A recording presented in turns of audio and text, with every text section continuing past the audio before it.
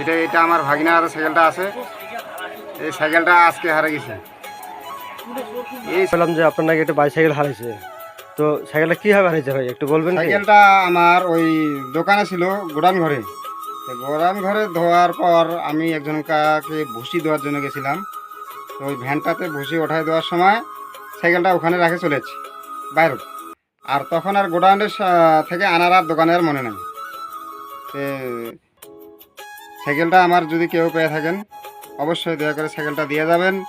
হ্যাঁ, এবং সাইকেলের কালারটা হলো নীল কালার। নীল কালার। আচ্ছা, এটা কোন সময় হারিয়েছে সাইকেলটা আপনার? সাইকেলটা আর হচ্ছে 4টার দিক, বিকাল 4টা। বিকাল 4টা, আজকে বিকাল 4টার দিক হারিয়েছে।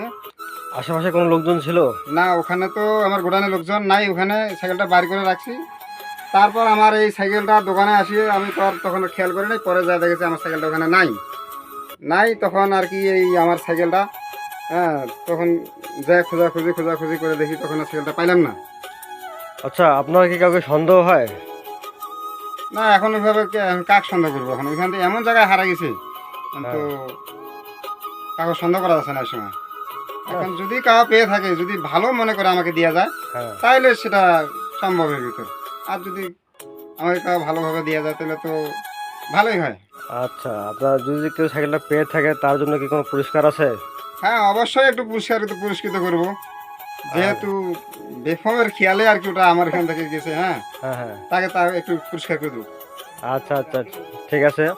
সুপ্রিয় দর্শক মণ্ডলী, আপনারা একটু খোঁজ খবর রাখবেন। সাইকেলটি তার নীল সাইকেল এবং তার আগা চাকাটা নতুন। আচ্ছা আচ্ছা, এই কয়েকদিন হলো খাদিমুল মেকারের কাছ থেকে সাইকেলটার টায়ার নতুন নাগায় নিয়ে আসছিলাম। হ্যাঁ, আচ্ছা আচ্ছা, এই টায়ারটা নাগায় নিয়ে ওই দিনে 500 কত টাকা জানি বিল দিলাম ওনাকে। আচ্ছা আচ্ছা, এখন যদি কাউ পায়া থাকে অবশ্যই আমার দোকানে যেন আগামীকাল সকালবেলা দিয়ে যায়। হ্যাঁ, আসলে এই দোকানটি হচ্ছে লাটাহাটের প্রাণকেন্দ্র এবং লাটাহাটের একজন উনি বড় ব্যবসায়ী খুচরা বাজারে এবং খুচরা মাল বিক্রয় করে। এখানে যদি আসলে এই ধরনের বড় ব্যবসায়ীর যদি সাইকেল, মোটর সাইকেল কোনো প্রোডাক্ট যদি হারিয়ে যায় ভাই, এর জন্য দায়ী কিন্তু আমি মনে করি যে হাট কমিটি। আপনাদের দেখা উচিত এই বাজারে বিশেষ করে যারা বড় বড় ব্যবসায়ী আছে তাদের যেন কোনো ধরনের কোনো রকম ক্ষয়ক্ষতি না হয়, তারা যেন কোনো ধরনের ক্ষতির শিকার না হয়, এটা দেখা দায়িত্ব এই হাট কমিটির। আসসালামু আলাইকুম। ওয়া আলাইকুম আসসালাম ওয়া রাহমাতুল্লাহি ওয়া বারাকাতুহু।